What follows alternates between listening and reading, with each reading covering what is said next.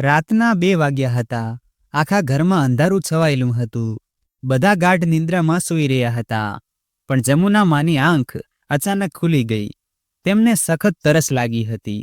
તેમણે પાસે રાખેલો પાણીનો જગ ઉપાડ્યો, પણ તે ખાલી હતો. ધીમા અવાજે પોતાની જાત સાથે બબડ્યા, લાગે છે વહુ આજે પાણીનો જગ ભરવાનું ભૂલી ગઈ. ધીમે ધીમે ચાલતા તેમણે જગ ઉપાડ્યો અને રસોડા તરફ આગળ વધ્યા. જેવું તેમણે રસોડામાં પગ મૂક્યો, ત્યાંની હાલત જોઈને તેમનું મન ખરાબ થઈ ગયું. ચારે બાજુ વસ્તુઓ વેરવિખેર પડી હતી. ગેસ પર તેલના છાંટા જામી ગયા હતા.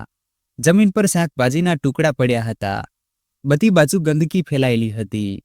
જાણે દિવસભરના કામ પછી કોઈએ સફાઈ કરવી જરૂરી ન સમજી હોય. જમુના માએ ઊંડો શ્વાસ લીધો અને પોતાની જાતને કહ્યું, હવે તો આ રોજની વાત થઈ ગઈ છે.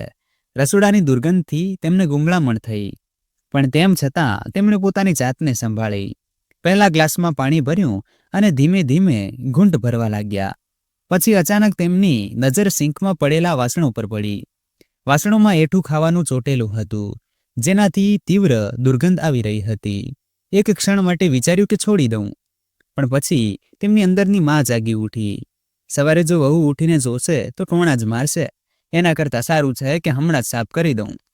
તેમણે નળ ચાલુ કર્યો અને વાસણ ધોવા લાગ્યા. ઠંડા પાણીથી હાથ ધ્રુજવા લાગ્યા, પણ તેમણે સફાઈ ચાલુ રાખી. એક પછી એક બધા વાસણો ધોઈ નાખ્યા. જોત જોતામાં સિંક ચમકવા લાગ્યું. તેમણે પોતાની કમર સીધી કરી અને ઊંડો શ્વાસ લીધો. થાક તેમના ચહેરા પર સ્પષ્ટ દેખાઈ રહ્યો હતો, પણ મનને થોડી શાંતિ મળી કે ઓછામાં ઓછું રસોડું હવે સાફ થઈ ગયું હતું. હવે તેમના પગ ધ્રુજવા લાગ્યા હતા. ઉંમરના આ પડાવ પર આટલી વાર ઊભા રહેવું તેમના માટે સહેલું ન હતું. પછી પાણીનો જગ ભર્યો અને ધીમે ધીમે ઓરડા તરફ જવા લાગ્યા. પણ દિલમાં ફરી એ જ વેદના હતી. શું એક માનું જીવન ફક્ત બીજાઓ માટે જ હોય છે? શું કોઈ મારા વિશે પણ વિચારશે? ઓરડામાં જઈને તેમણે પથારી પર સૂવાનો પ્રયત્ન કર્યો, પણ ઊંઘ કોસો દૂર હતી. આંખોમાંથી આંસુ વહેવા લાગ્યા, પણ તેમણે પોતાની જાતને સંભાળી લીધી અને વિચારવા લાગ્યા, સવાર થશે એટલે ફરી એ જ બધું શરૂ થશે. એ જ ટોણા, એ જ અવગણના. સવારનો આછો પ્રકાશ ઓરડામાં ફેલાઈ રહ્યો હતો. જમુનામાં રાતના થાકને કારણે હજુ સરખી રીતે ઉઠી પણ નહોતા શક્યા કે અચાનક તેમની વહુ સવિતા ઓરડામાં આવી. તેનો ચહેરો ગુસ્સાથી લાલચોળ હતો. તેણે તીખા સ્વરમાં કહ્યું, માજી, તમને જરા પણ શરમ નથી? તમે આટલા નીચે ઉતરી જશો એ તો મેં વિચાર્યું પણ નહોતું. જમુનામાં તેની વાતો સાંભળીને આશ્ચર્યથી તેને જોવા લાગ્યા. હવે એવું શું કરી દીધું મેં કે તું આટલું સંભળાવી રહી છે? તેમણે ધીમેથી પૂછ્યું. સવિતાએ કમર પર હાથ રાખીને ટોણું મારતા કહ્યું, તમે કામ જ એવા કરો છો, નહીતર મને કોઈ શોખ નથી કે સવાર સવારમાં તમારા ઓરડામાં આવું. જુઓ માજી, હું સ્પષ્ટ પૂછી રહી છું. મને ગોળ ગોળ વાતો કરવાની આદત નથી. જમુનામાં કંઈક કહેવા જઈ રહ્યા હતા કે ત્યાં જ સવિતા વચ્ચે બોલી પડી. તમે રાત્રે રસોડામાં ગયા હતા? પહેલા એ કહો. જમુના માએ માથું હલાવીને કહ્યું, હા, મને તરસ લાગી હતી અને જગમાં પાણી નહોતું એટલે. તેમની વાત હજુ પૂરી પણ નહોતી થઈ કે સવિતા જોર જોરથી બૂમો પાડવા લાગી, રોહિતના પપ્પા, જલ્દી આવો, જુઓ તમારી માના લક્ષણ, અને નિશા, તું પણ આવી જા. સવિતાને આ રીતે બૂમો પાડતી જોઈ જમુનામાં ગભરાઈ ગયા. તે ગભરાયેલા અવાજમાં બોલ્યા, વહુ, એવું શું કરી દીધું મેં કે તું બધાને બૂમો પાડી પાડીને બોલાવી રહી છે? સવિતા ગુસ્સાથી આંખો ફેરવીને બોલી, આવવા દો પહેલા બધાને, પછી તમને જાતે જ ખબર પડી જશે. સવિતાનો જોરદાર અવાજ સાંભળીને તેનો પતિ નરેશ અને તેની દેરાણી નિશા પોતાના પતિ મહેશ સાથે તરત જ જમુનામાના ઓરડામાં આવી ગયા. નરેશે અંદર આવતા જ ગુસ્સામાં કહ્યું, શું થયું? સવાર સવારમાં આટલું શોર કેમ મચાવી રહી છે? મહેશ પણ આશ્ચર્યથી સવિતા તરફ જોતા બોલ્યો, હા ભાભી, કહો તો ખરા, માના ઓરડામાં બધાને કેમ બોલાવ્યા? સવિતા કમર પર હાથ રાખી ગુસ્સાથી બોલી, તમે લોકો જાતે જ જોઈ લો. હું તો બસ પૂછવા માંગુ છું કે આપણા માજી અડધી રાત્રે ચૂપચાપ રસોડામાં શું કરવા ગયા હતા? જમુનામાં આ આરોપો સાંભળીને સ્તબ્ધ રહી ગયા. તેમણે સંયમિત અવાજમાં કહ્યું, હું ચૂપચાપ નહોતી ગઈ વહુ. મને તરસ લાગી હતી અને જગમાં પાણી નહોતું, એટલે રસોડામાં પાણી લેવા ગઈ હતી. સવિતાએ ટોણા મારતા કહ્યું, અરે વાહ, પાણી લેવા ગયા હતા કે પછી મારા રસોડામાં ડોકીએ કરવા? આમ પણ પાણી ભરીને રાખવું તો મારું કામ હતું, તમારું નહીં. અને જો જગ ખાલી હતો તો દિવસમાં કેમ ન જોયું? નરેશે માથું પકડીને કહ્યું, સવિતા, માં ફક્ત પાણી લેવા ગયા હતા. એમાં આટલો હોબાળો કરવાની શું જરૂર છે? પણ સવિતા ક્યાં માનવાની હતી. તેણે વધુ તીખો સ્વર અપનાવીને કહ્યું, પાણી લેવા ગયા હતા તો ફક્ત પાણી લઈને આવત. પછી રસોડામાં સફાઈ કેમ કરવા લાગ્યા? આ સાંભળીને નિશા પણ પોતાની જેઠાણીની હામાં હા મિલાવતા બોલી, બિલકુલ ભાભી, ખબર નહીં માજીને રાત્રે જ સફાઈ કરવાનો શોખ કેમ ચડ્યો. મહેશ, જે અત્યાર સુધી ચૂપ હતો, ખીજાઈને બોલ્યો, અરે ભાભી, એમાં આટલો ગુસ્સો કરવાની શું જરૂર છે? માએ થોડા વાસણ ધોઈ નાખ્યા તો શું ખોટું કર્યું? સવિતાએ ગુસ્સાથી તપીને કહ્યું, જો સફાઈ આટલી જ ગમતી હોય તો આખો દિવસ હાથમાં સાવરણી પોતું પકડી રાખે, પણ મારા રસોડામાં ડોકિયા ન કરે. જમુનામાં પોતાના જ બાળકો અને વહુઓના આ પ્રકારના વ્યવહારથી અંદર સુધી ભાંગી પડ્યા. તેમની આંખોમાં આંસુ છલકાઈ આવ્યા, પણ તેમણે પોતાની જાતને સંભાળતા કહ્યું, મેં કોઈ ખોટું કામ નથી કર્યું વહુ, બસ ગંદકી જોઈને રહેવાયું નહીં એટલે વાસણ સાફ કરી દીધા. પણ સવિતા અને નિશા બંને પોતાની જીદ પર અડગ હતી. તે પોતાની સાસુની કોઈ પણ સફાઈ સાંભળવા તૈયાર નહોતી. નરેશ અને મહેશ એકબીજાને જોતા રહ્યા, પણ કોઈએ પોતાની માનો પક્ષ ન લીધો. જમુનામાની આંખોમાં દર્દ સ્પષ્ટ છલકાઈ રહ્યું હતું. તે વિચારવા લાગ્યા, શું ખરેખર હું આ ઘરમાં ફક્ત એક નોકરાણી બનીને રહી ગઈ છું, જ્યાં મારા દરેક કામને શંકાની નજરથી જોવામાં આવે છે? સવિતા હજુ ચૂપ ક્યાં રહેવાની હતી. તેણે વધુ ઊંચા અવાજે બૂમ પાડતા કહ્યું, સફાઈની વાત તો ઠીક છે, પણ મારા રસોડામાં ₹2000 રાખ્યા હતા, એ પણ એમણે સાફ કરી દીધા. જો પૈસા જોઈતા હતા તો મારી પાસે માંગી લેત, પણ આ ઉંમરે ચોરી કરવી શું એમને શોભે છે? સવિતાની આ વાતે જાણે આખા વાતાવરણને વધુ ઝેરી બનાવી દીધું. ઘરમાં નાના બાળકો છે, તેઓ શું શીખશે? માં, હું તો સાચે જ કંટાળી ગઈ છું તમારી આ હરકતોથી. તેણે પોતાની સાડીનું પાલવ કસીને કમરમાં ખોસ્યો અને એક તિરસ્કાર ભરી નજરથી પોતાની સાસુને જોવા લાગી. જમુનામાની આંખો આ અપમાન સહન ન કરી શકી. તેમના આંસુ વહી નીકળ્યા. તેમણે ધ્રુજતા ઓઠોથી કહ્યું, વહુ, આટલો મોટો આરોપ લગાવતા પહેલા જરા વિચારી તો લીધું હોત. હું પૈસા કેમ લઈશ? મારે શું કરવા છે પૈસાના? મેં કોઈ પૈસા નથી લીધા. મહેશ, જે અત્યાર સુધી ચૂપચાપ ઊભો હતો, ખીજાઈને બોલ્યો, અરે માં, જો પૈસા લીધા હોય તો સાફ સાફ બોલી દો ને. કેમ સવાર સવારમાં આટલો તમાશો કરાવી રહ્યા છો? જમુના માની આંખો પહોળી થઈ ગઈ. તેનો પોતાનો દીકરો, જે દીકરાને ઉછેરવા માટે તેણે પોતાની જિંદગી ખર્ચી નાખી, આજે એ જ તેના પર ચોરીનો આરોપ લગાવી રહ્યો હતો. એટલામાં નિશા પણ બોલી પડી, માજી, આમ તો આ બધું ઠીક નથી. તમારે આવું નહોતું કરવું જોઈતું. જમુનામાની આંખોમાંથી આંસુ સતત વહી રહ્યા હતા. તેમણે આશાભરી નજરે પોતાના મોટા દીકરા નરેશ તરફ જોયું. કદાચ તે કંઈક કહેશે, પણ નરેશ ચૂપચાપ ઊભો રહ્યો. તેની આંખોમાં પોતાની મા માટે ન તો કોઈ પ્રેમ હતો, ન તો કોઈ સહાનુભૂતિ. સવિતાએ ગુસ્સામાં એક લાંબો શ્વાસ લીધો અને ટોણો મારતા બોલી, હવે આ રીતે રોવા ધોવાથી શું થશે માજી? સત્ય તો એ જ છે કે પૈસા તમે જ લીધા છે. આમ પણ આ ઘરમાં રહીને તમને ખાવા પીવાની કોઈ કમી નથી, છતાં લાલચ જતી નથી. મહેશે પણ માથું હલાવતા કહ્યું, આ બધું સાંભળીને ઘણું દુઃખ થયું માં. તમારાથી આ આશા નહોતી. હવે તો તમે સાચું બોલી જ દો. જમુનામાનું દિલ જાણે અંદરથી તૂટી ચૂક્યું હતું. તેમણે ધ્રુજતા હાથે પોતાની સાડીનું પાલવ ઠીક કર્યો અને લથડતા અવાજે બોલ્યા, નરેશ બેટા, શું તું પણ એ જ વિચારે છે કે મેં પૈસા લીધા? નરેશે એક ક્ષણ માટે પોતાની મા તરફ જોયું, પછી નજર ફેરવી લીધી. માં, જો તમે નથી લીધા તો પછી પૈસા ગયા ક્યાં? ઘરમાં તો કોઈ બહારનો માણસ આવતો નથી.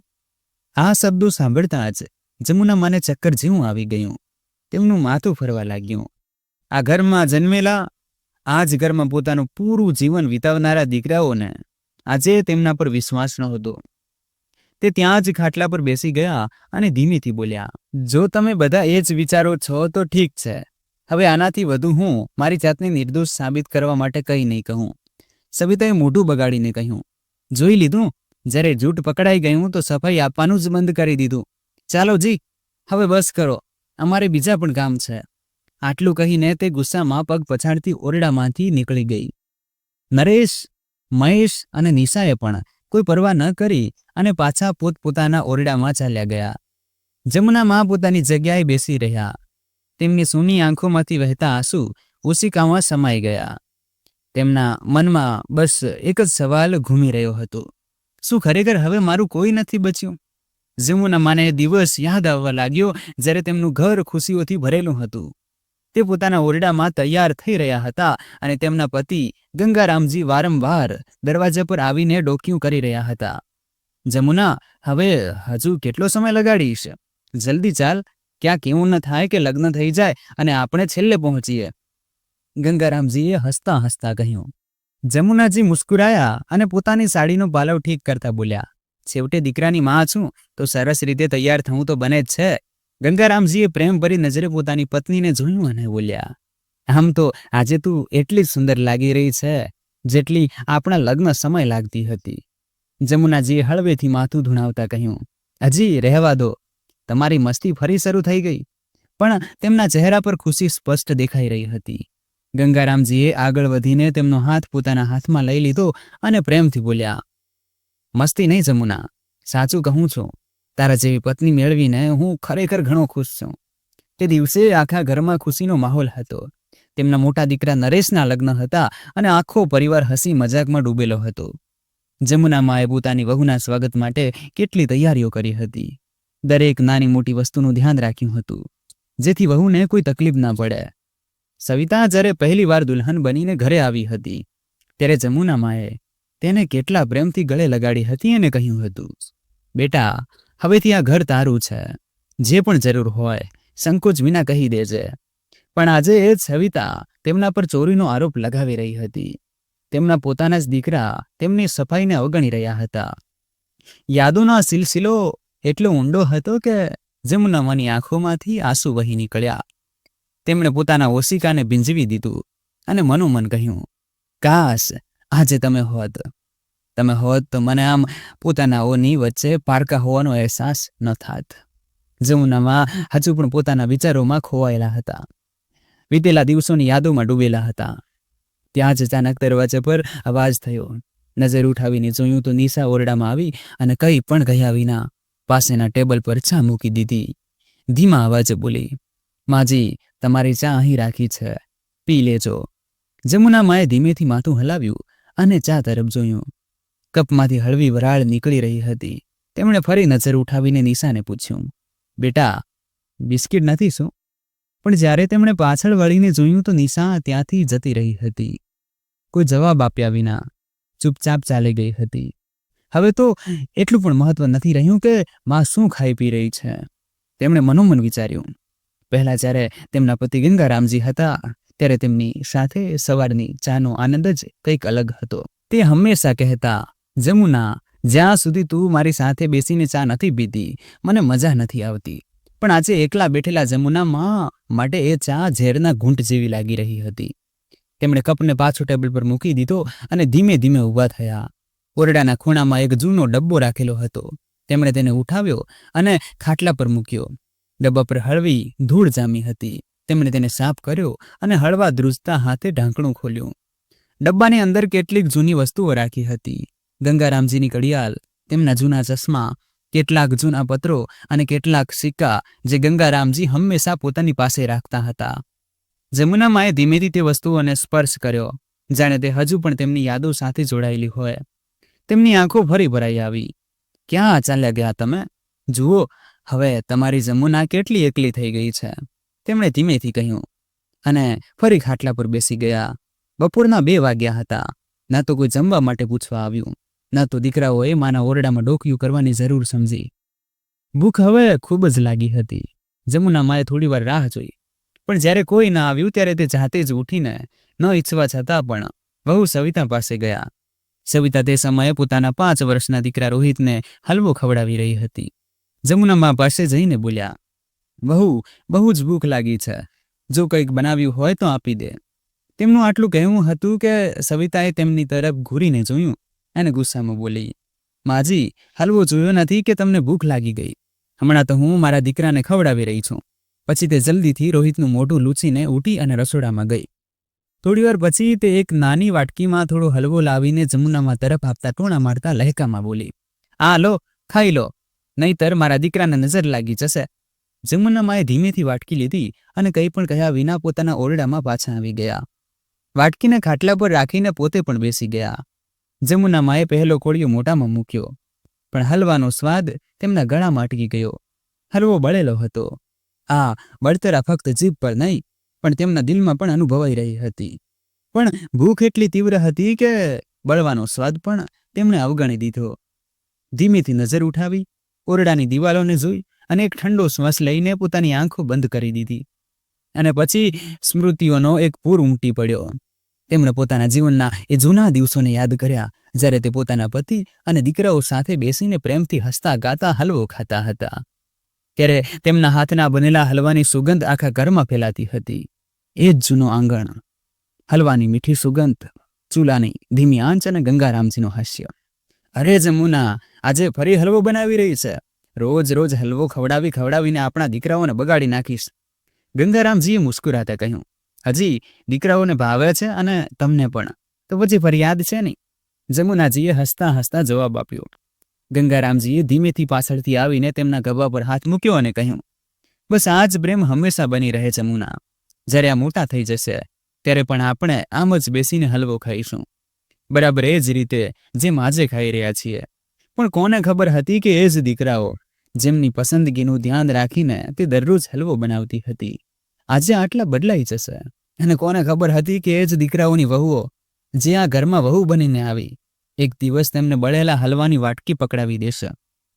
જે મા પોતાના બાળકો માટે રાતભર જાગતી હતી, જે તેમની પસંદ નાપસંદનું દરેક ક્ષણે ધ્યાન રાખતી હતી, જે તેમના વગર જમતી પણ નહોતી, આજે જ મા પોતાના બાળકો માટે બોજ બની ગઈ હતી. તેમણે વાટકી ખાટલા પર મૂકી અને બારીમાંથી બહાર જોવા લાગ્યા. આકાશમાં સૂરજ ચમકી રહ્યો હતો, પણ તેમની જિંદગીમાં હવે કોઈ રોશની બચી નહોતી. સાંજ થવા આવી હતી, પણ જમુના માએ સવારથી ફક્ત એ જ બળેલો હલવો ગાધો હતો. પેટમાં વિચિત્ર ગડબડ થઈ રહી હતી, કમજોરી લાગી રહી હતી. તેમણે આજુબાજુ જોયું, પણ ઘરમાં કોઈ નહોતું જે તેમને પૂછે કે તેમણે જમ્યું કે નહીં. વહુ દીકરા પોતપોતાના કામમાં વ્યસ્ત હતા. તે ધીમેથી ખાટલા પરથી ઉઠ્યા, કમર સીધી કરી અને દિવાલ પર લટકાવેલી પોતાની નાની કાપડની થેલી ઉતારી. તેમાં કેટલાક સિક્કા પડ્યા હતા, જે તેમણે ક્યારેક બચાવીને રાખ્યા હતા. પોતાની થેલીને મજબૂત રીતે પકડીને તે ઘરના દરવાજા તરફ આગળ વધ્યા. જેવો દરવાજામાંથી બહાર નીકળવા લાગ્યા, ત્યાં જ વહુ સવિતાનો તીવ્ર અવાજ આવ્યો, માજી, ક્યાં જઈ રહ્યા છો તમે? જમુનામાં અટકી ગયા. તેમણે ધીમેથી કહ્યું, બસ જરા બહાર સુધી જઈ રહી હતી વહુ. સવિતા ગુસ્સે થતા બોલી, શું જરૂર છે બહાર જવાની? ક્યાંક મહોલ્લામાં બેસીને પોતાની દયનીય કહાની સંભળાવવા તો નથી જઈ રહ્યા ને? જમુનામાએ જ્યારે આ સાંભળ્યું તો દિલ અંદર સુધી ચીરાઈ ગયું. તેમણે ધીમેથી કહ્યું, નહીં વહુ, બસ થોડું ફરી આવીશ. સવિતાએ મોઢું બગાડતા કહ્યું, વધારે દૂર ન જતા, ઘરના કામ કોણ કરશે પછી? જમુનામાં કંઈ ન બોલ્યા. તેમની આંખોમાં થોડા આંસુ જરૂર છલકાઈ આવ્યા હતા, પણ તેમણે પોતાના પાલવથી તેને લૂછી લીધા. ભારે પગલે તે દરવાજામાંથી બહાર નીકળ્યા. તેમની ચાલમાં હવે પહેલા જેવી તેજી નહોતી, પણ મનમાં એક જ વાત ચાલી રહી હતી, શું હવે એક માને 2 રોટલી પણ માંગવી પડશે? તેમણે પોતાની થેલીને મજબૂત રીતે પકડી અને પગ ઉપાડ્યા. તે હજુ થોડે દૂર જ પહોંચ્યા હતા. ત્યાં જ રસ્તામાં એક કચોરીવાળો દેખાયો. ભૂખ તો ખૂબ જ લાગી હતી, એટલે વિચાર્યું કેમ ન એક પ્લેટ કચોરી જ ખાઈ લઉં. પછી કંઈક વિચારીને તેને પૂછ્યું, બેટા, કેટલાની છે કચોરી? માજી, ₹25ની પ્લેટ છે. પોતાની થેલીમાં જોઈ જમુનામાં મનોમન બબડ્યા, ફક્ત 20. પછી તે ઉદાસ થઈને બોલ્યા, બેટા, મારી પાસે 5 ઓછા છે. કચોરીવાળો જમુનામાની હાલત જોઈને બોલ્યો, કાંઈ વાંધો નહીં માજી, તમે ₹20 જ આપી દેજો. જમુનામાની આંખોમાં એક ક્ષણ માટે આશાનું કિરણ ચમક્યું. તેમણે ધ્રુજતા હાથે પોતાની થેલીમાં રાખેલા ₹20 કાઢ્યા અને કચોરીવાળાને આપ્યા. ગરમા ગરમ કચોરીઓની સુગંધે તેમની ભૂખ વધુ વધારી દીધી હતી. જેવી તેમણે પહેલી કચોરી તોડી, તેમના મનમાં જૂની યાદો તાજી થઈ ગઈ. અરે માં, જરા જલ્દી કચોરી આપો ને, બહુ ભૂખ લાગી છે. નાના દીકરા મહેશનો અવાજ હજુ પણ તેમના કાનોમાં ગુંજી રહ્યો હતો. જ્યારે તેમના દીકરા નાના હતા ત્યારે તે જાતે મોટા પ્રેમથી કચોરી બનાવતા હતા. રસોડામાંથી ઘીની સુગંધ આખા ઘરમાં ફેલાઈ જતી હતી અને તેમના બંને દીકરા મહેશ અને નરેશ મજાથી ખાવા બેસી જતા હતા. તેમના પતિ ગંગારામ પણ હસતા હસતા કહેતા, અરે ભાગ્યવાન, આજે તો કચોરીઓની સુગંધથી જ પેટ ભરાઈ રહ્યું છે. અને જમુનામાં હસતા હસતા કહેતા, સુગંધથી પેટ નથી ભરાતું જી, આવો ગરમ ગરમ ખાઈ લો. પણ આજે એ જ માં એક ગલીના ખૂણામાં ઊભી દીકરા વહુના ઘરમાં રહેવા છતાં તેને બે કોળિયા નસીબ નહોતા થઈ રહ્યા. જેવી તેમણે પહેલી કચોરી ખાધી, તેમના ગળામાં કંઈક અટકી ગયું. આ કચોરી તેમના માટે ફક્ત એક ખાવાની વસ્તુ નહોતી, પણ તે તમામ જૂની યાદોની કસક હતી જે હવે ફક્ત એક વીતેલા સ્વપ્ન જેવી લાગતી હતી. કચોરીવાળો તેમને ધ્યાનથી જોઈ રહ્યો હતો. તેણે અનુભવ્યું કે અવૃદ્ધ માની આંખોમાં ભીનાશ હતી.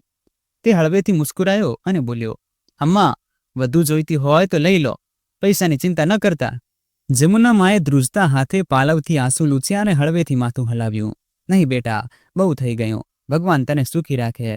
કચોરી ગાધા પછી ભગવાનનું નામ લઈને તે ઊભા થયા.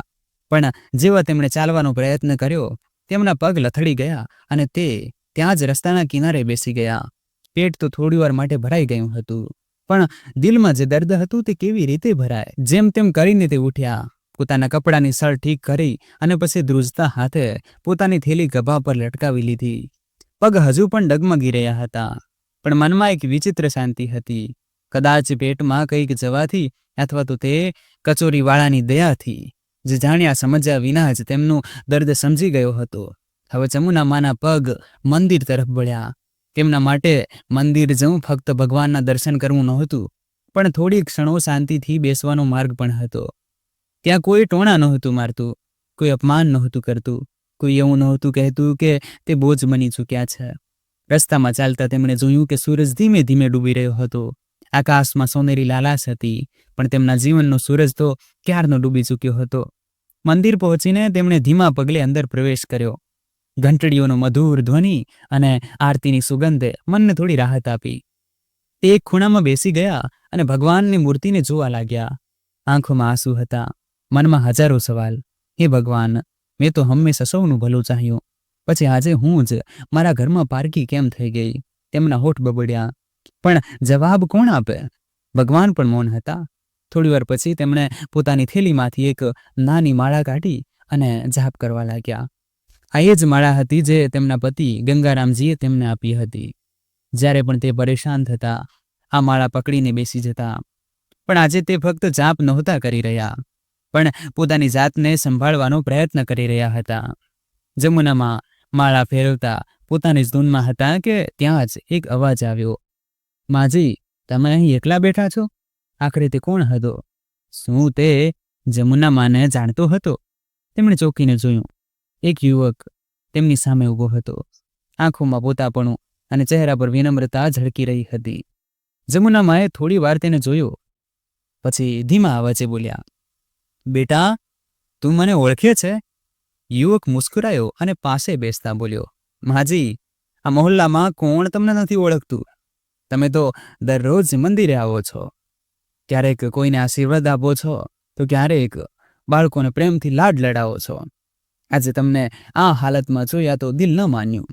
તમે ઠીક તો છો ને? આમ તો મારું નામ અનુપ છે.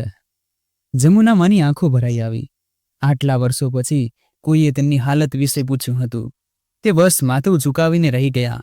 અનુપે તેમના હાથ પર નજર નાખી જે ધ્રુજી રહ્યા હતા. પછી નરમ સ્વરમાં બોલ્યો, માજી, શું તમે કંઈ ગાધું? જમુના માએ તરત જવાબ ન આપ્યો, ફક્ત હળવા સ્મિત સાથે માથું હલાવી દીધું, જાણે કંઈક છુપાવવાનો પ્રયત્ન કરી રહ્યા હોય. પણ અનુપ તેમની ચૂપકીદી સમજી ગયો હતો. તેણે તરત જ પોતાના ખિસ્સામાં હાથ નાખ્યો અને એક લાડુ કાઢીને તેમના હાથમાં મૂકી દીધો. આ લો, પ્રસાદ છે, અને ભગવાનનો પ્રસાદ ક્યારેય ઠુકરાવવો ન જોઈએ. જમુના માએ લાડુને જોયો, પછી તેને ધ્રુજતા હાથે ઉઠાવીને ખાવા લાગ્યા. આંખોમાંથી આંસુ વહી રહ્યા હતા, પણ મનને પહેલી વાર કોઈ શાંતિનો અનુભવ થઈ રહ્યો હતો. અનુપે જોયું કે તેમના આંસુ રોકાઈ નહોતા રહ્યા. તે બોલ્યો, માજી, જો તમે ઈચ્છો તો મારી સાથે મારા ઘરે ચાલી શકો છો. મારી માં હવે આ દુનિયામાં નથી, અને મારી પત્ની રિયા તમને મળીને ઘણી ખુશ થશે. જમુના માએ તેની આંખોમાં જોયું. આટલી આત્મીયતા, આટલું પોતાપણું તેમને વર્ષો પછી અનુભવાયું હતું. પણ શું તે તેની સાથે જઈ શકતા હતા? શું તેમના પોતાનાઓને તેમની જરૂર નહોતી? મનમાં ઘણા સવાલો ઉમટી રહ્યા હતા, પણ કોની પાસે હતા તેમના જવાબ? જમુનામાં જાણતા હતા કે હવે આ ઉંમરે કોઈ પર બોજ બનવું યોગ્ય નહીં ગણાય. તેમણે હળવા સ્મિત સાથે કહ્યું, બેટા, તારી માં ઘણી ભાગ્યશાળી હતી જે તારા જેવો દીકરો મળ્યો, પણ હું હવે કોઈ પર બોજ બનવા નથી માંગતી. ભગવાને જ્યાં સુધી ચાલવા લાયક રાખ્યા છે ત્યાં સુધી પોતાની જિંદગી જાતે જીવી લઈશ. અનુપ તેમની તરફ જોઈને ચૂપ થઈ ગયો. તેણે વિચાર્યું, કેટલું દર્દ સમેટ્યું છે આ માએ, છતાં કોઈની આગળ હાથ ફેલાવવા નથી માંગતા. તે કંઈક કહેવા જ જતો હતો કે જમુના માએ પોતાની થેલી ઉઠાવી અને મંદિરની અંદર ચાલ્યા ગયા. તેમણે ભગવાનના ચરણોમાં માથું ટેકવ્યું અને ધીમેથી બોલ્યા, હે ભગવાન, હવે ઉંમરના આ પડાવ પર મને બસ એટલી શક્તિ આપજો કે કોઈની આગળ હાથ ન ફેલાવવો પડે. તેમની આંખોમાંથી આંસુ વહી નીકળ્યા. પંડિતજીએ આ બધું જોયું અને આગળ વધીને બોલ્યા, બહેનજી, તમે ઠીક તો છો? જમુના માએ પોતાની સાડીના પાલવથી આંસુ લૂછતા કહ્યું, હા, બસ એમ જ. ક્યારેક ક્યારેક મન ભારે થઈ જાય છે. પંડિતજીએ તેમને પ્રસાદ આપ્યો અને બોલ્યા, બહેનજી, રોજ મંદિરે આવતા રહો, કારણ કે જ્યારે બધા રસ્તા બંધ થઈ જાય છે ત્યારે ભગવાનનો સહારો જ આપણને શાંતિ આપે છે. જમુના માએ પ્રસાદ લીધો અને મંદિરના એક ખૂણામાં બેસી ગયા. મંદિરમાં તેમને પોતાના જૂના દિવસો યાદ આવવા લાગ્યા, જ્યારે તેમના પતિ ગંગારામ તેમને પોતાની સાથે મંદિરે લઈ આવતા હતા અને પ્રેમથી બોલતા, જમુના, જ્યારે પણ એકલતા લાગે તો મંદિરે આવી જજે. હજુ તે આ બધું વિચારી જ રહ્યા હતા ત્યાં જ મંદિરમાં એક સ્ત્રી આવી, જેણે તેમને જોયા અને ઓળખતા બોલી, અરે જમુના બહેન, તમે અહીં આ હાલતમાં? જમુના માએ માથું ઉઠાવ્યું અને જોયું. અહીં તેમની જૂની પાડોશણ ગીતા હતી, જે હવે ઘણા વર્ષો પછી તેમને મળી હતી. જમુના માએ ગીતાજીને જોયા તો એક ક્ષણ માટે તેમના ચહેરા પર હળવું સ્મિત આવ્યું, પણ પછી તેમની આંખોમાં ઉદાસી પાછી ફરી. ગીતાજીએ ધ્યાન આપ્યું કે જમુનાજીની સાડી હળવી મેલી થઈ ગઈ હતી. ચહેરા પર થાકની રેખાઓ સ્પષ્ટ દેખાઈ રહી હતી અને આંખો નીચે ઊંડા કાળા કુંડાળા હતા. અરે જમુના બહેન, આ શું હાલત બનાવી રાખી છે તે? શું થયું? ઘરે બધું ઠીક તો છે? ગીતાજીએ ચિંતિત સ્વરમાં પૂછ્યું. જમુના માએ એક ઊંડો શ્વાસ લીધો અને માથું ઝુકાવી દીધું. ઘર? હવે એ ઘર ક્યાં રહ્યું ગીતા?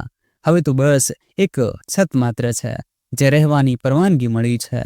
ગીતાજી તેમની વાતો સાંભળીને ચોંકી ગઈ. શું કહી રહી છે? આ બધું કેવી રીતે થયું? જમુનાજીના ગળામાં કંઈક અટકવા લાગ્યું. તે ઘણું બધું કહેવા માંગતા હતા, પણ શબ્દો નીકળી નહોતા રહ્યા. થોડીવાર ચૂપ રહ્યા પછી તેમણે ધીમેથી કહ્યું, હવે શું કહું ગીતા? જે દીકરાઓ માટે પોતાની આખી જિંદગી લગાવી દીધી એ જ હવે પારકા થઈ ગયા. વહુ ટોણા મારે છે, દીકરા ચૂપ રહે છે, જમવાનું પૂછનાર કોઈ નથી. હવે તો પોતાના જ ઘરમાં પારકી છું. ગીતાજીને વિશ્વાસ ન થયો. અરે, તારા તો બંને દીકરા કેટલા સંસ્કારી હતા, તે તારી આટલી સેવા કરતા હતા, પછી અચાનક આ બધું કેવી રીતે બદલાઈ ગયું? જમુનામાની આંખોમાં આંસુ વહી નીકળ્યા. અચાનક તો કંઈ પણ નથી બદલાયું ગીતા. એમના ગયા પછી ધીમે ધીમે દીકરા વહુઓની વાતો સાંભળવા લાગ્યા. પછી માની જરૂર ઓછી થતી ગઈ અને એક દિવસ અહેસાસ થયો કે હવે હું બસ એક બોજ છું. ગીતાજીની આંખોમાં પણ આંસુ આવી ગયા. બહેન, મેં તો વિચાર્યું હતું કે હવે તારા દીકરા તારી સેવા કરી રહ્યા હશે, તને આરામ આપી રહ્યા હશે, પણ આ બધું સાંભળીને ઘણું દુઃખ થયું. જમુનામાં હળવા સ્મિત સાથે બોલ્યા, હવે તો બસ ભગવાન જ છે જે મને સહારો આપે છે. જ્યારે મન ઘણું ભારે થઈ જાય છે ત્યારે અહીં આવી જાઉં છું. ભગવાનના ઘરમાં ઓછામાં ઓછું કોઈ ટોણા તો નથી મારતું. ગીતાજીએ તેમનો હાથ પકડી લીધો. જો તને ક્યારેય મારી જરૂર હોય તો સંકોચ વિના આવી જજે જમુના બહેન. મારું ઘર હંમેશા તારા માટે ખુલ્લું છે. જમુના માએ માથું હલાવ્યું, પણ મનોમન જાણતા હતા કે હવે કોઈના ઘરે જઈને રહેવું પણ તેમના માટે શક્ય નહોતું. તે બોજ બનવા નહોતા માંગતા. થોડીવાર પછી ગીતાજીએ તેમને જબરદસ્તી થોડા ફળ અને કેટલાક રૂપિયા આપ્યા, પણ જમુના માએ રૂપિયા લેવાની ના પાડી દીધી. નહીં ગીતા, હવે વધુ કોઈ પર નિર્ભર રહેવા નથી માંગતી. જેટલું છે એમાં જ ઠીક છું. ગીતાજીએ તેમની જીદ જોઈ અને જબરદસ્તી તેમના હાથમાં ફળ મૂકી દીધા. આ તો પ્રસાદ સમજીને રાખી લે. જમુના માની આંખો ભીની થઈ ગઈ. તે કંઈ ન બોલ્યા, બસ ધીમેથી માથું ઝુકાવી દીધું. હવે રાત થવા લાગી હતી. જમુના માએ વિચાર્યું કે હવે ઘરે પાછા જવું જોઈએ, પણ મનમાં એક વિચિત્ર ગભરાટ હતો. ત્યાં જવાનું મન નહોતું થતું, પણ બીજું કોઈ ઠેકાણું પણ તો નહોતું. ભારે પગલે તે મંદિરની સીડીઓથી નીચે ઉતરવા લાગ્યા. જમુનામાં જ્યારે ભારે પગલે ઘરે પહોંચ્યા તો દરવાજા પર જ ચોંકી ગયા. તેમના ઓરડામાંથી જોર જોરથી અવાજો આવી રહ્યા હતા. જેવા તેમણે ઓરડા તરફ પગ ઉપાડ્યા, અંદરનું દ્રશ્ય જોઈને તેમની આંખો ફાટી જ રહી ગઈ. દોસ્તો, વાર્તા હવે એક અત્યંત સંવેદનશીલ મોડ પર આવી ગઈ છે. જમુનામાની તકલીફો વધી રહી છે, પણ સવાલ એ છે કે શું તેમના દીકરા નરેશ અને મહેશ તેમનો સાથ આપશે, કે પછી તેમની પત્નીઓ સવિતા અને નિશા તેમને ઘરમાંથી કાઢવાના ષડયંત્રમાં સફળ થશે, કે પછી વાર્તામાં કોઈ એવો વળાંક આવવાનો છે જેની કોઈએ કલ્પના પણ નહીં કરી હોય. શક્ય છે કે કોઈ એવું સત્ય સામે આવે જે બધું બદલી નાખે. શું તમને લાગે છે દીકરાઓની આંખો ખુલશે, કે પછી જમુનામાને પોતાનું અસ્તિત્વ બચાવવા માટે જાતે જ કોઈ પગલું ઉઠાવવું પડશે? આ બધા સવાલોના જવાબ જાણવા માટે જોડાયેલા રહો અમારી સાથે. આગળ આપણે જોયું કે જમુનામાને તેમની વહુઓ સવિતા અને નિશાએ કેવી રીતે હેરાન કર્યા. તેમણે ચોરીનો ખોટો આરોપ લગાવીને તેમને અપમાનિત કર્યા અને પછી ઘરમાં એક પારકાની જેમ વ્યવહાર કર્યો. જમવાનું પણ બરાબર ન આપ્યું, જેના કારણે તેમને ભૂખ્યા સૂવું પડ્યું. અને જ્યારે જમુનામાં મંદિરે ગયા ત્યારે કેવી રીતે તેમને ત્યાં અનુપ અને ગીતાજી મળ્યા. પરંતુ જ્યારે તેઓ પાછા ઘરે ફર્યા અને પોતાના ઓરડાને જોયો તો તેમની આંખો ફાટીને ફાટી જ રહી ગઈ. આખરે હું શું હતું તે ઓરડામાં? જમુનામા સાથે શું થયું? શું તેમના દીકરાઓ તેમનો સાથ આપશે, કે પછી પતિની શિખામણ તેમના કામે આવશે? આગળ શું થશે ચાલો જાણીએ આ વાર્તાના આગલા ભાગમાં. ઓરડો પૂરી રીતે વેરવિખેર હતો. પથારી અસ્તવ્યસ્ત હતી. તેમની કબાટનો દરવાજો ખુલ્લો હતો અને કપડાં આમ તેમ વિખરાયેલા પડ્યા હતા. ઓરડાની વચ્ચોવચ્ચ સવિતા અને નિશા કંઈક શોધવામાં લાગેલી હતી. બંનેની આંખોમાં ગુસ્સો હતો અને તેમની હરકતોથી સાફ ખબર પડતી હતી કે તેઓ કોઈ મહત્વની વસ્તુની તલાશમાં હતી. જમુનામાં સ્તબ્ધ રહી ગયા. આ શું કરી રહી છો તમે બંને? તેમનો અવાજ ધ્રુજી રહ્યો હતો, પરંતુ તેમણે હિંમત કરીને પૂછ્યું. સવિતાએ તેમની તરફ ગુસ્સાથી જોયું અને ઝટકાથી ઊભી થઈ ગઈ. સારું થયું તમે આવી ગયા. હવે સાચે સાચું કહો, પૈસા ક્યાં રાખ્યા છે? જમુનામાએ નવાઈથી પૂછ્યું. કયા પૈસા? નિશાએ ટોણો મારતા કહ્યું.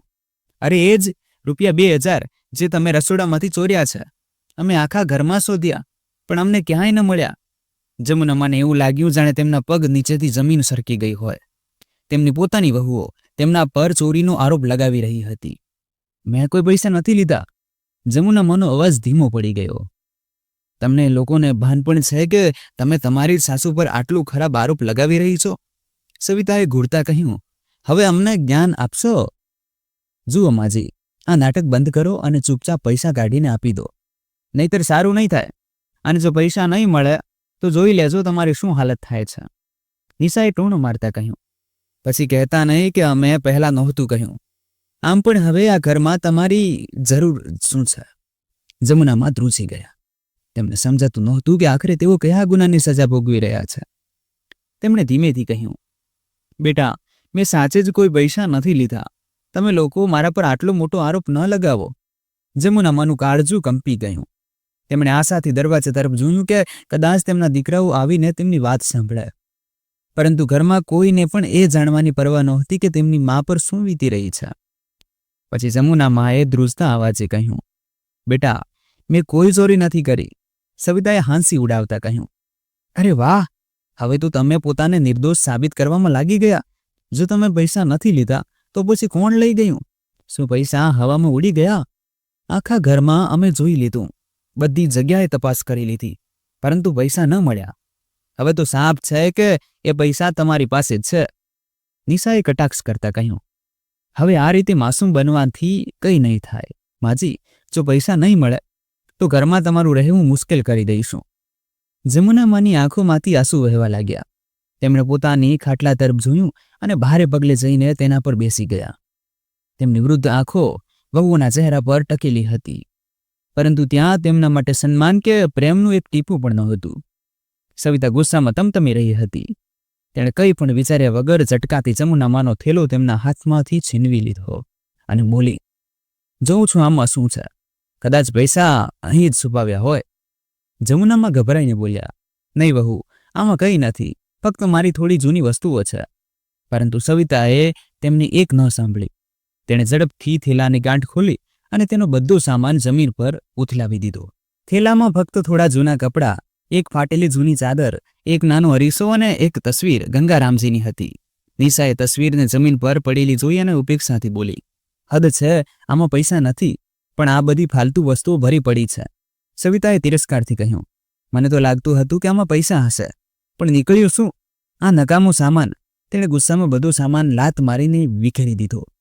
જમુનામાની આંખોમાંથી આંસુ વહી રહ્યા હતા. તેમણે ધ્રુજતા હાથે જમીન પર વિખરાયેલી વસ્તુઓને જોવાની કોશિશ કરી. ત્યારે જ તેમની નજર એ ફળો પર પડી જે ગીતાજીએ તેમને આપ્યા હતા.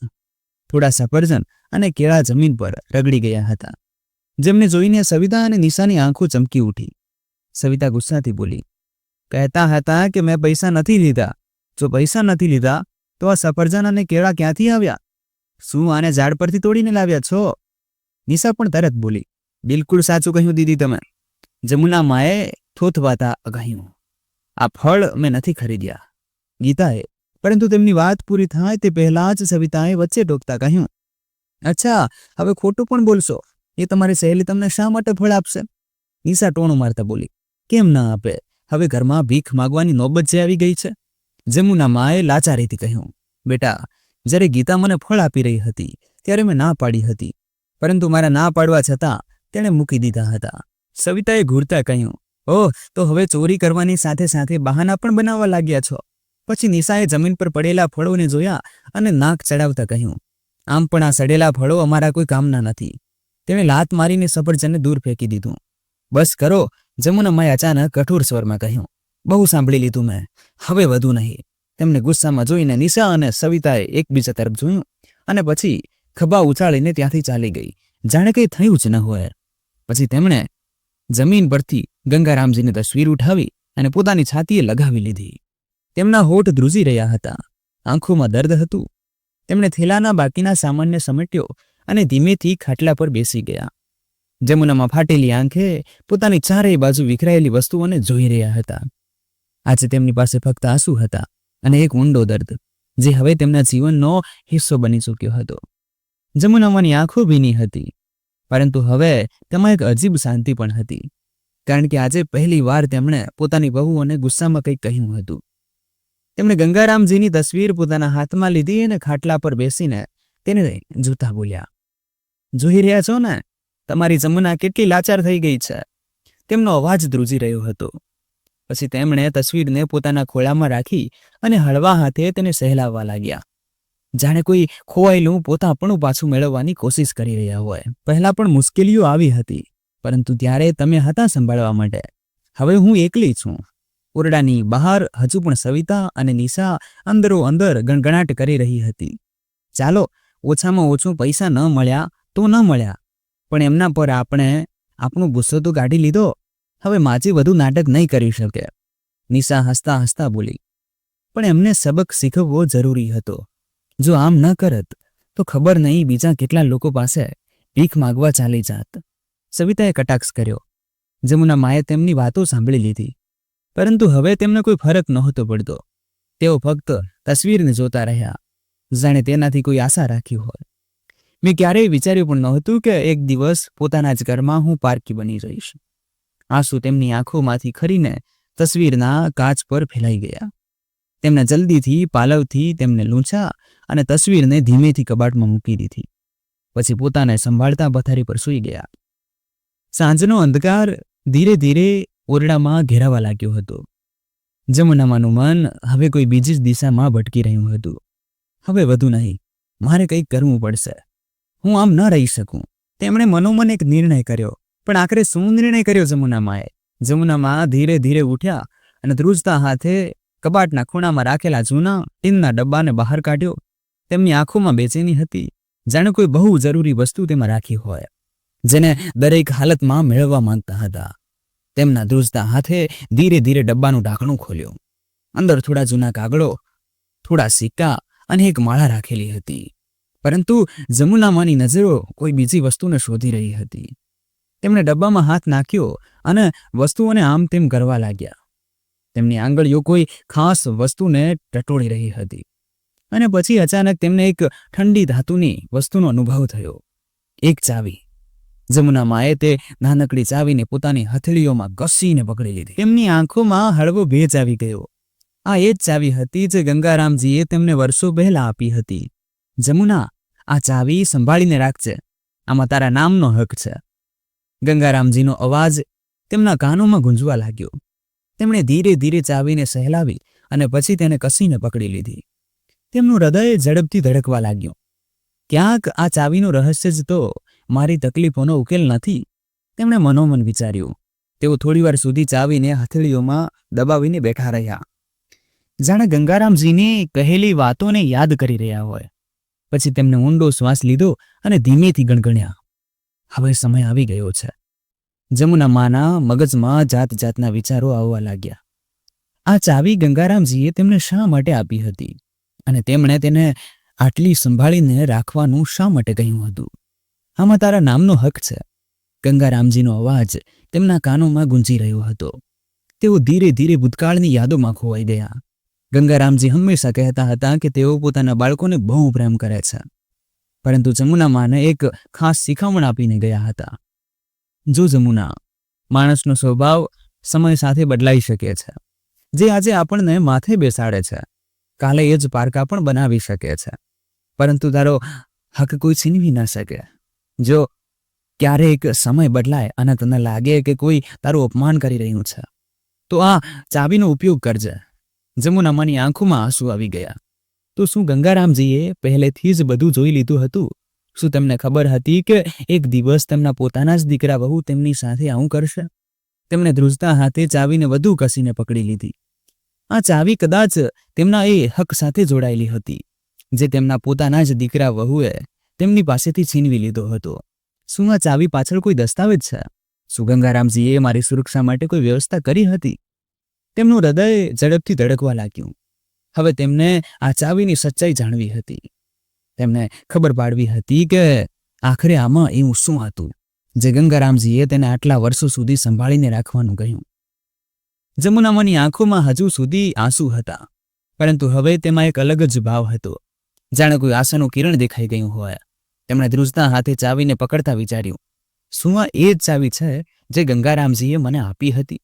ત્યારે અચાનક તેમને એ દિવસ યાદ આવ્યો જ્યારે ગંગારામજીએ આ ચાવી તેમના હાથમાં આપતા કહ્યું હતું, જમુના, આ ચાવી ફક્ત તારા માટે છે.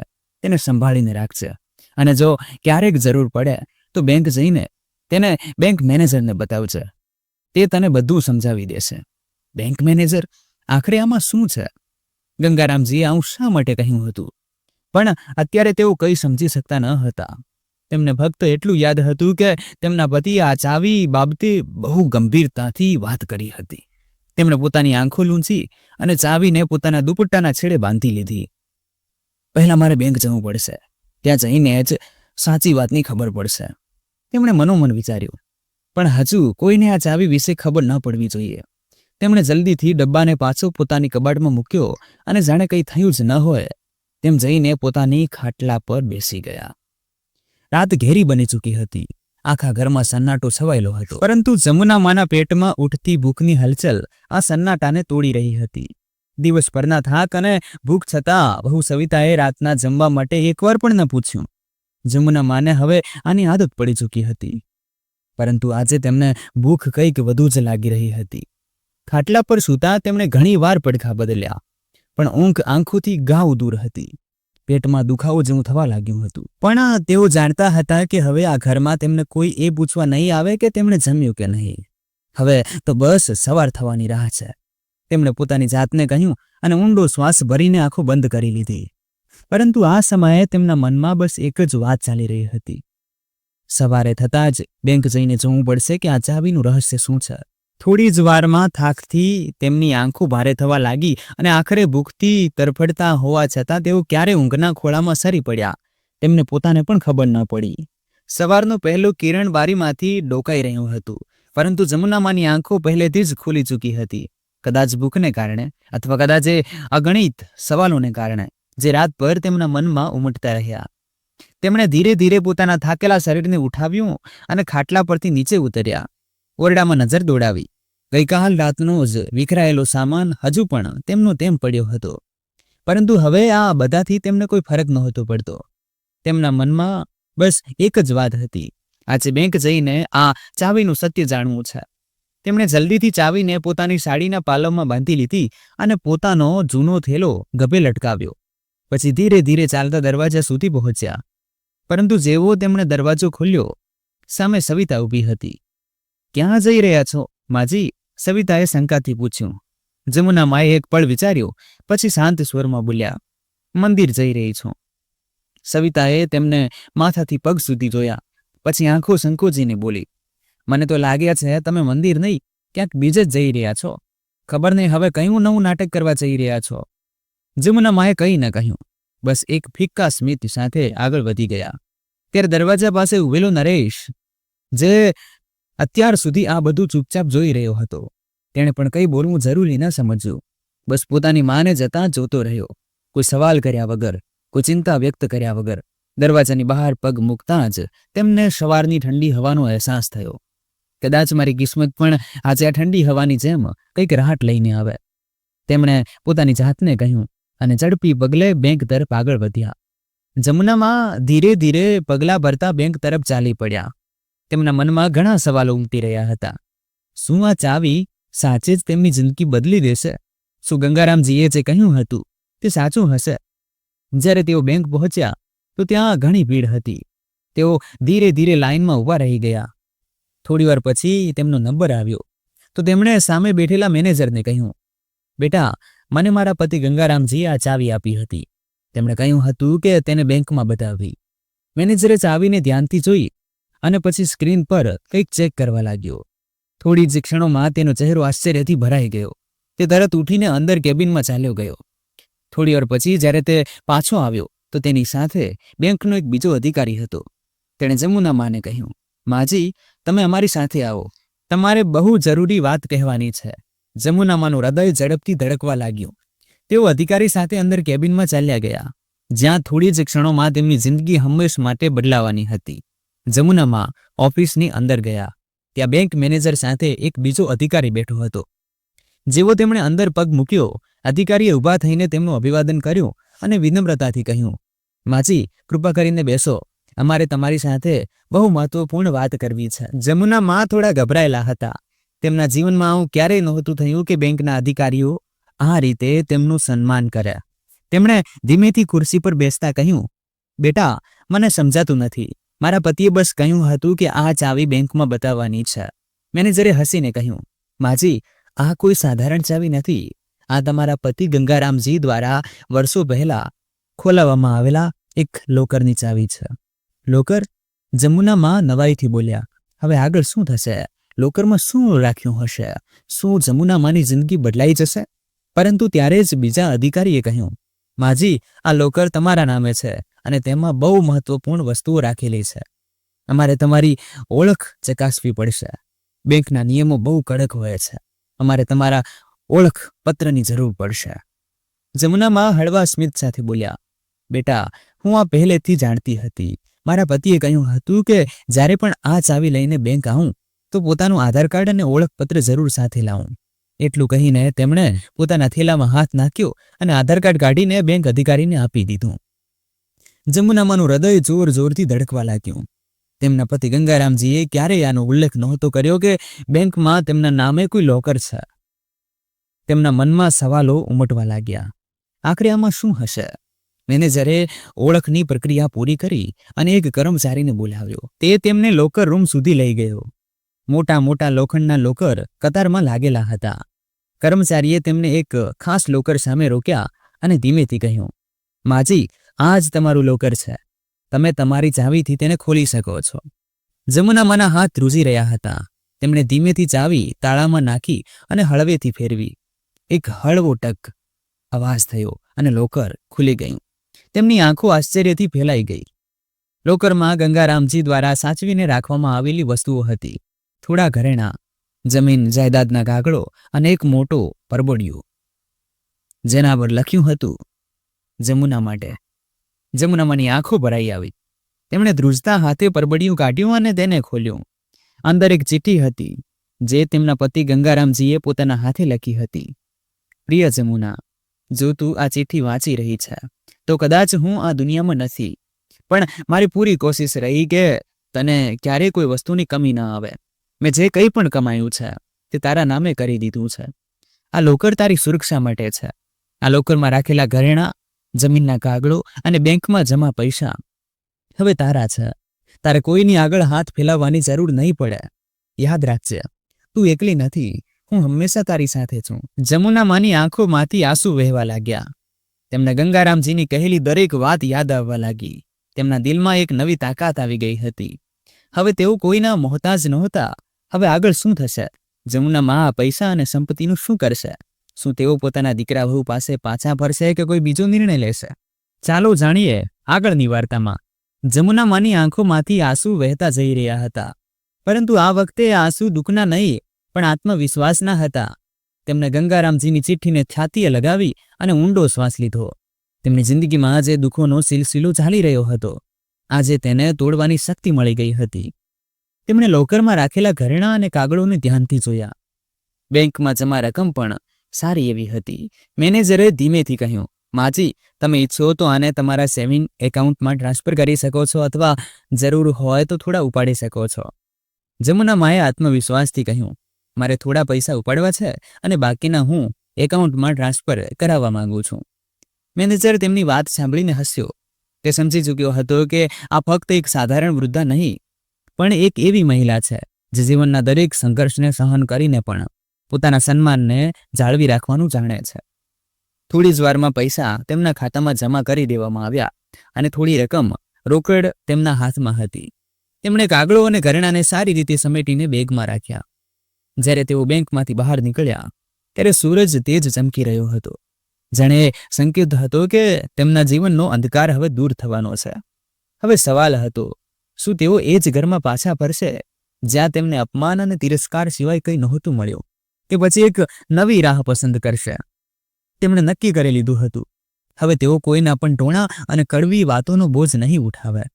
પણ હવે આગળનું પગલું શું હશે? શું તેઓ પોતાના દીકરાઓને સબક શીખવશે કે પછી કોઈ બીજો રસ્તો અપનાવશે? બેંકમાંથી બહાર આવતા જ જમુના માએ એક ઊંડો શ્વાસ લીધો. તેમના હાથમાં બેંકની બેગ હતી, જેમાં તેમના પતિ ગંગારામજીની આપેલી સંપત્તિના દસ્તાવેજ અને થોડી જરૂરી રોકડ રકમ હતી. પરંતુ તેમના દિલમાં હવે કોઈ બોજ નહોતો. હવે ક્યાં જવું જોઈએ? તેમણે પોતાની જાતને સવાલ કર્યો. ઘરે પાછા ફરવાનો તો સવાલ જ નહોતો. ત્યાં ફક્ત અપમાન અને ઉપેક્ષા હતી. હવે જ્યારે તેમણે પોતાને સ્વતંત્ર કરી લીધા હતા તો તેમને પોતાની જિંદગી નવી શરૂ કરવી હતી. ત્યારે જ કોઈકે પાછળથી બૂમ પાડી, માજી. તેમણે ફરીને જોયું. અનૂપ, એ જ અનૂપ જેને થોડા દિવસ પહેલા તેમની હાલત જોઈને ચિંતા વ્યક્ત કરી હતી. તે ગભરાયેલો તેમની પાસે આવ્યો. માજી, તમે અહીં બેંકમાં? જમુના માએ હળવા સ્મિત સાથે કહ્યું, હા બેટા, જરૂરી કામ હતું. હવે હું મારી જિંદગી મારી રીતે જીવવા માંગુ છું. અનુપે તેમની આંખોમાં આત્મવિશ્વાસ જોયો, પણ એકલતાની હળવી ઝલક પણ અનુભવી. તે તરત બોલ્યો, માજી, જો તમે ઈચ્છો તો મારી સાથે ચાલો. મેં પહેલા પણ કહ્યું હતું. જમુના માએ તેને જોયો. અનુપના શબ્દો સાચા લાગ્યા, પણ તેઓ કોઈના પર બોજ બનવા માંગતા નહોતા. બેટા, હું હવે મારા માટે જીવવા માંગુ છું. કોઈના પર આશ્રિત નથી થવા માંગતી. અનુપે હસીને કહ્યું, કોણે કહ્યું કે તમે આશ્રિત થશો? માનું ઘર તેમનું પોતાનું હોય છે. તમને જ્યાં સુધી રહેવું હોય ત્યાં સુધી રહો, અને જ્યારે મન થાય તમારી રાહ પસંદ કરી લેજો. પણ એક શરત છે, પહેલા મારી સાથે ચાલો. રિયા પણ તમને યાદ કરી રહી હતી. રિયા, અનુપની પત્ની. જે દિવસે અનુપે તેમને અપનાવવાની વાત કરી હતી તે જ દિવસે રિયાએ પણ ભાવુક થઈને કહ્યું હતું કે તેઓ હવેથી તેમની માં છે. ઠીક છે બેટા, પણ ફક્ત થોડા દિવસ માટે, તેમણે કહ્યું.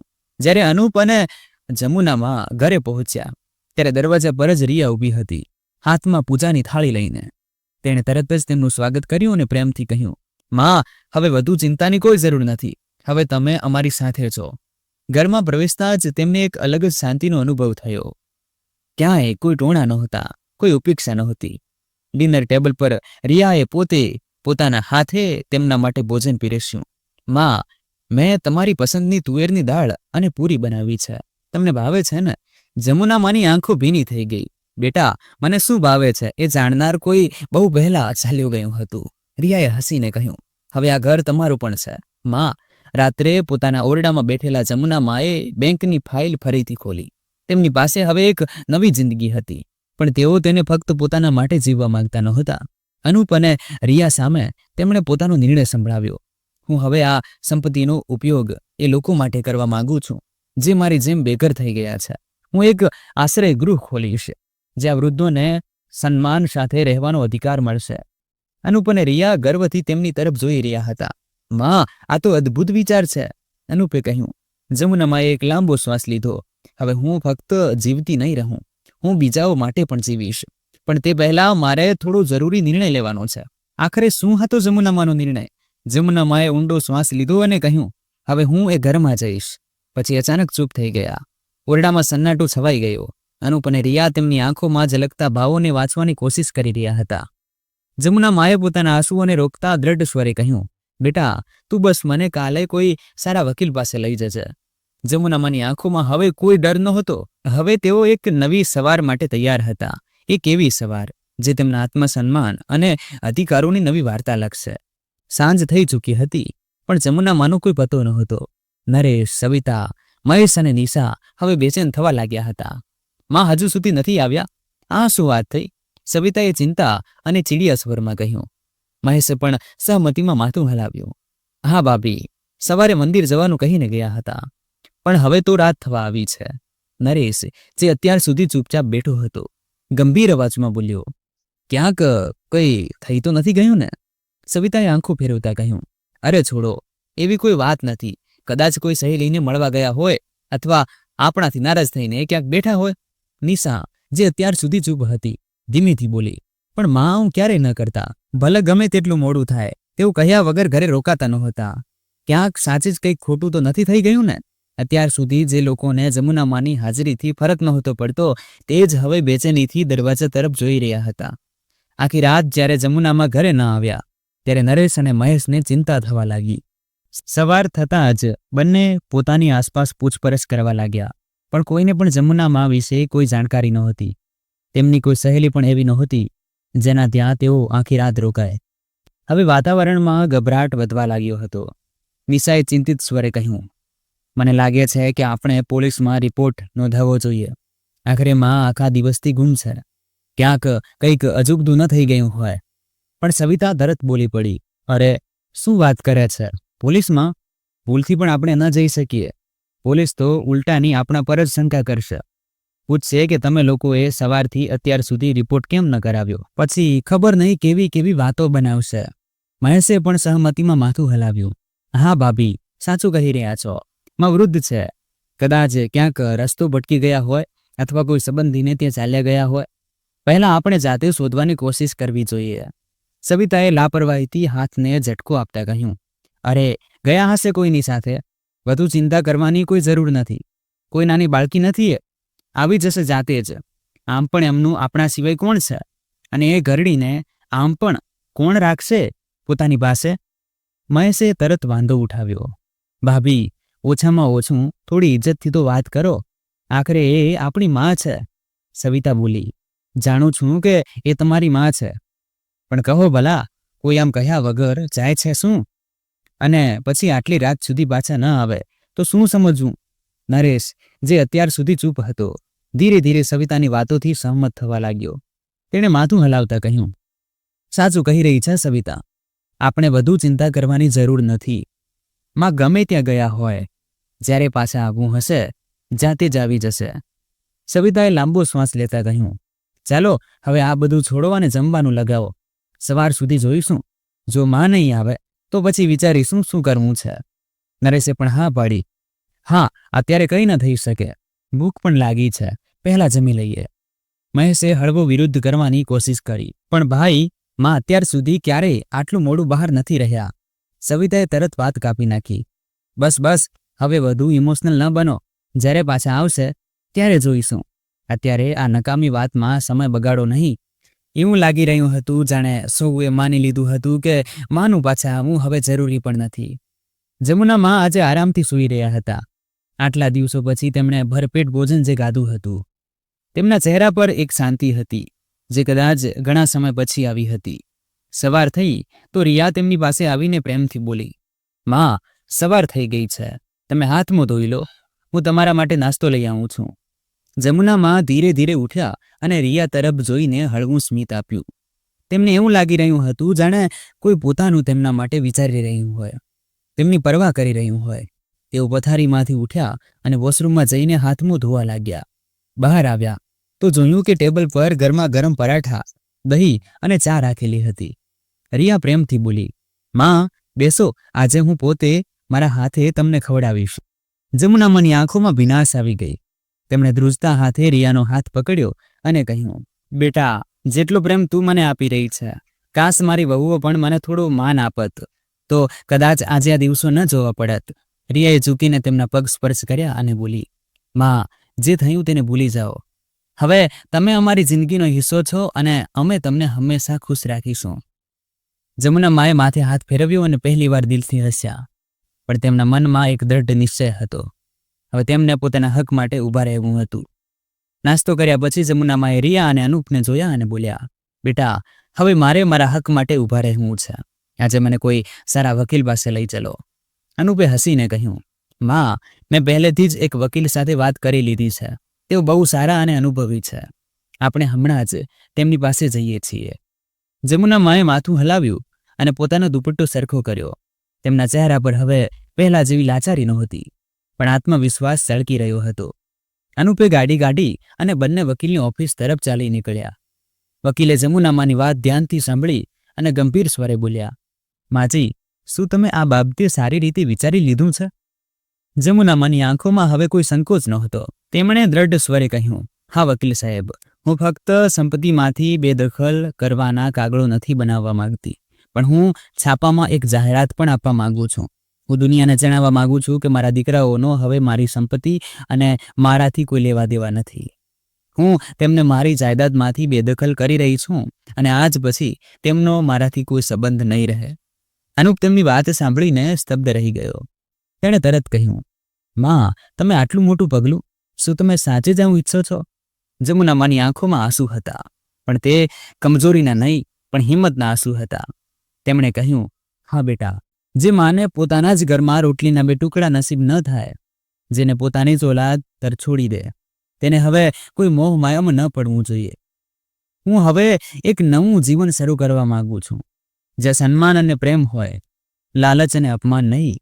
વકીલે માથું ઝુકાવ્યું અને બોલ્યા, ઠીક છે માજી, હું હમણાં જ કાયદાકીય દસ્તાવેજ તૈયાર કરાવું છું અને છાપામાં જાહેરાત આપવાની પ્રક્રિયા પણ શરૂ કરાવી દઉં છું. અનુપે માનો હાથ પકડ્યો અને બોલ્યો, માં, આજે તમે સાચે જ સાબિત કરી દીધું કે એક માં જો પ્રેમથી કોઈને જન્મ આપી શકે છે તો જરૂર પડે તેનાથી પોતાને અલગ પણ કરી શકે છે. જમુના માએ ઊંડો શ્વાસ લીધો અને કહ્યું, હવે હું મારા પતિના શીખવેલા રસ્તા પર જ ચાલીશ. જ્યારે બધી આશાઓ તૂટી ગઈ ત્યારે પણ એ જ હતા જેમણે મને જીવવાની નવી રાહ બતાવી હતી. તેમણે હંમેશા મને શીખવ્યું હતું કે આત્મસન્માનથી મોટું કંઈ નથી હોતું.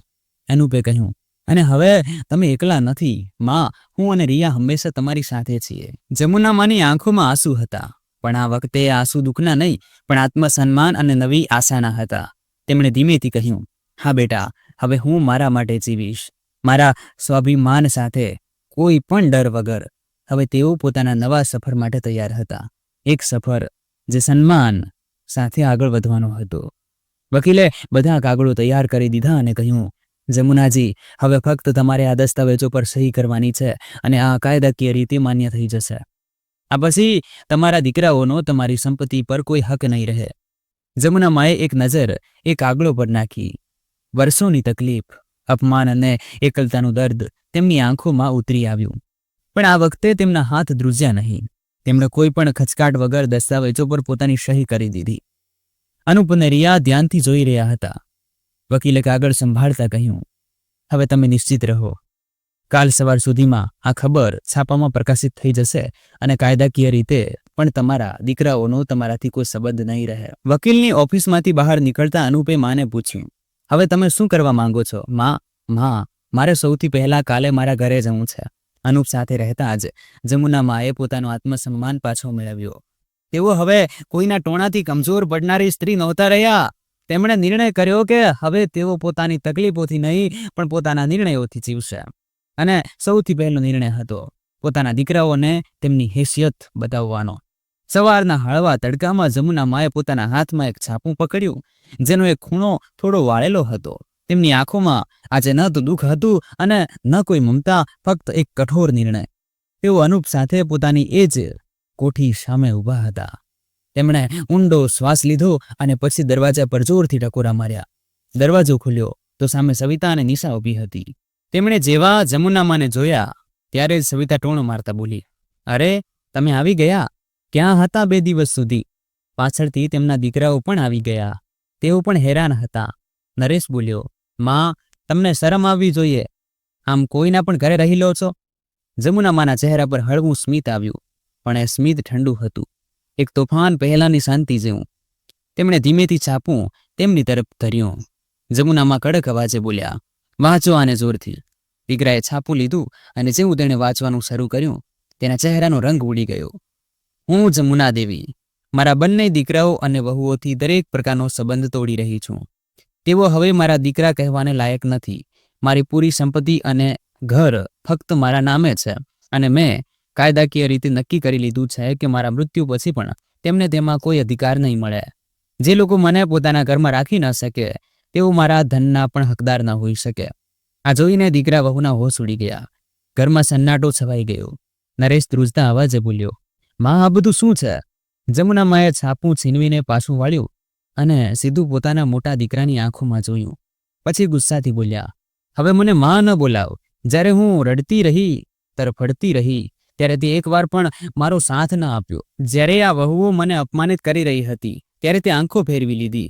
હવે હું જ તને આ ઘરમાંથી કાઢી રહી છું. દીકરાઓ અને વહુઓ ગભરાઈ ગયા. નરેશ અને મહેશ કરગરતા બોલ્યા, માં, અમને માફ કરી દો. આવું ન કરો. સવિતા ગુસ્સામાં ચીસું પાડતા બોલી, અમને કોઈ ન કાઢી શકે. આ ઘર અમારું પણ છે.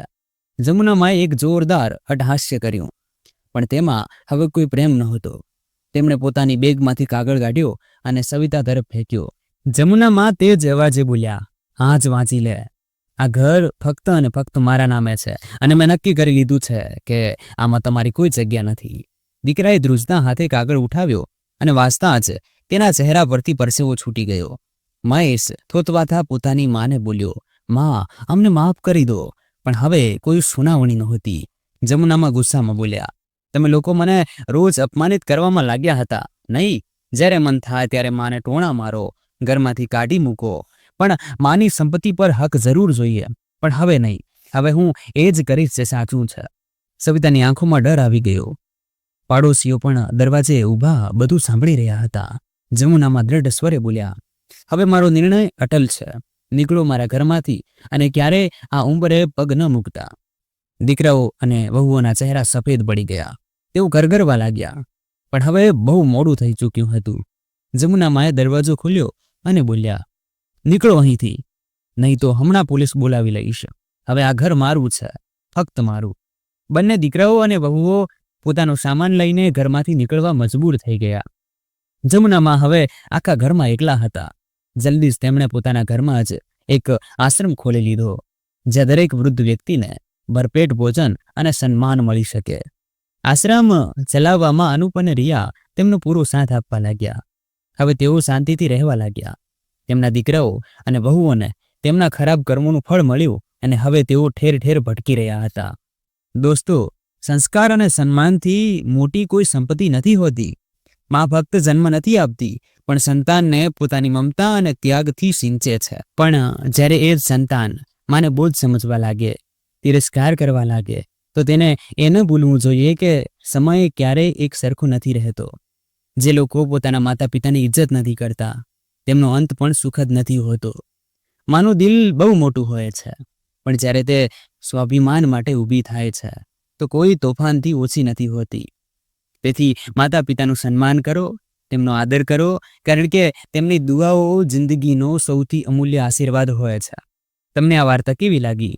જો સારી લાગી હોય તો વિડીયોને લાઈક કરો અને ચેનલને સબસ્ક્રાઇબ જરૂર કરો. મળીએ આવી જ એક બીજી રસપ્રદ વાર્તામાં. ત્યાં સુધી પોતાનું અને પોતાનાઓનું ધ્યાન રાખો. ધન્યવાદ.